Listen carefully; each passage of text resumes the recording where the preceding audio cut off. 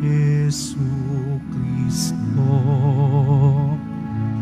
Nagpupuri kami sa'yo, Hari namin, Jesucristo.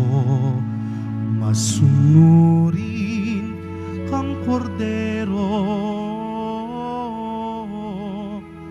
sa katubusan ng tao.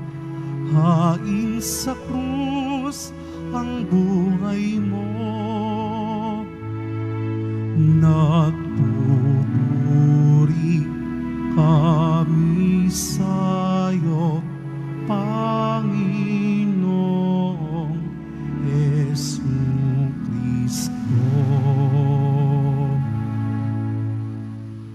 Sumainyo ang Panginoon At sumayo rin. ang mabuting balita ng Panginoon ayon kay San Mateo. Papuri sa iyo, Panginoon. Si Judas Iscariote, isa sa 12, ay nagpakita sa mga punong saserdote. Ano po ang ibibigay ninyo sa akin kung tutulungan ko kayo madakip si Jesus? Tanong niya. Noon din ay binilangan nila siya ng 30 salaping pilak. Mula noon, humanap na si Judas ng pagkakataon upang maipagkanulo si Jesus. Dumating ang unang araw ng kapistahan ng tinapay ng walang lebadura. Lumapit kay Jesus ang mga alagad at nagtanong, "Saan po ninyong ibig ipaghanda namin kayo ng hapunang Pampaskwa?" Sumagot siya, "Pumunta kayo sa lungsod at hanapin ninyo ang taong ito. Sabihin sa kanya ng ganito ang pinapasabi ng guro, malapit na ang aking oras, ako at ng mga alagad ko'y sa bahay mo kakain ng hapunang Pampaskwa." Sumunod ang mga alagad,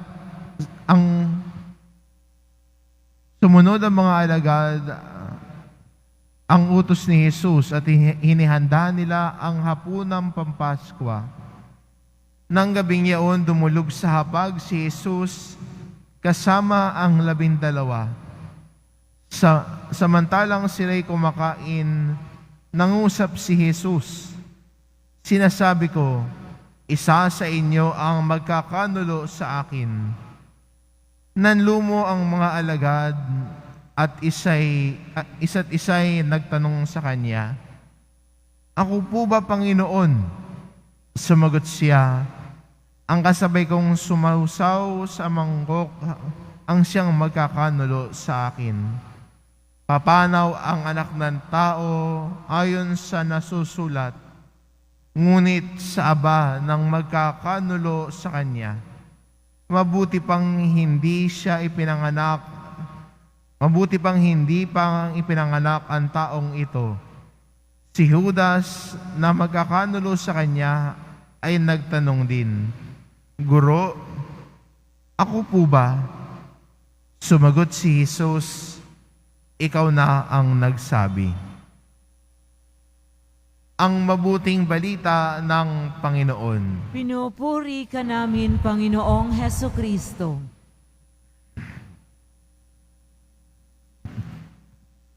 Sa paglalakbay natin sa panahong ito ng mahal na araw, kasama natin si Jesus sa kanyang paglalakbay. Kasama natin si Jesus sa bawat pagkakataon na ito. Ang hindi lang natin ginagawa ang ating mga tradisyon na bilang nakasanayan lamang. Pero magandang tignan natin na ang ginagawa nating mga ito, ang bisita iglesia, ang pagsisimba, ang ating pagkukumpisal, ay ang ating simpleng pamamaraan ng pakikipaglakbay kay Jesus. Kasama natin si Jesus. Pero sana wag din nating iwan si Jesus. Sa ating ebanghelyo, narinig natin ang kwento ng pagkakanulo ni Judas kay Jesus. Isang alagad na malapit kay Jesus. Isang ang tao na narinig ang lahat ng turo, naging saksi sa kabutihan ni Jesus. Pero bandang huli, iniwan si Jesus. Sana tayo hong mga Kristiyano, hindi natin iwan si Jesus. Sa kabila ng kabutihang nakita din natin kay Jesus, sa ating pakikinig sa kanyang mga aral at turo, sa ating pagkakita kung paano ang Diyos gumagalaw sa sarili nating buhay, sana wag nating iwan si Jesus. Sana manatili tayo kay Jesus. Kasama natin siyang naglalakbay. Kasama natin siya. Sana yung mga tradisyon na ginagawa at gagawin natin, lalo na sa mga panahong ito, ay magpatibay ng ating pagpili na si Jesus ang nais nating samahan. Si Jesus ang sasamahan natin hanggang dulo. Si Jesus ang sasamahan natin sa araw-araw nating pamumuhay. Si Jesus ang lagi nating kapiling. Maganda para sa atin bilang Kristiyano sa mga panahon ngayon, sa ating pagpasok sa mahal na araw, na sa kabila ng ito, si Jesus ay naging masunurin hanggang kamatayan sa krus.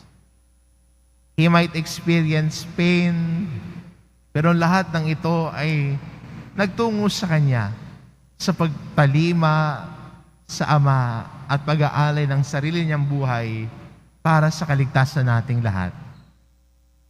Sana ang itugon natin kay Jesus ay narito tayo para sa Kanya. Hindi natin siya iiwan. Sasamahan natin siya. Hindi natin siya tatalikuran. Sana ito yung maging response natin kay Jesus. Ito yung tugon natin sa tindi ng pagmamahal niya para sa atin, sa pag-aali ng sarili niyang buhay para sa atin. Ang ating sukli sa Kanya ay ang ating pagsabing, Panginoon, nandito kami sa iyo. Hindi ka namin ikakanulo, hindi ka namin tatalikuran, sasamahan ka namin. Kung paanong sinamahan tayo ng Diyos sa mga panahon na tayo ay nahihirapan, sa mga panahon na akala natin ay walang-wala na tayo, pero sinamahan pa rin tayo ng Diyos, ginabayan at binigyan ng lakas ng loob. Sa ating paglalakbay din, sa ating pananampalataya, pwede rin nating sanang sabihin ito kay Jesus, na narito tayo, kasama natin siya, hindi natin siya iiwan. Amen.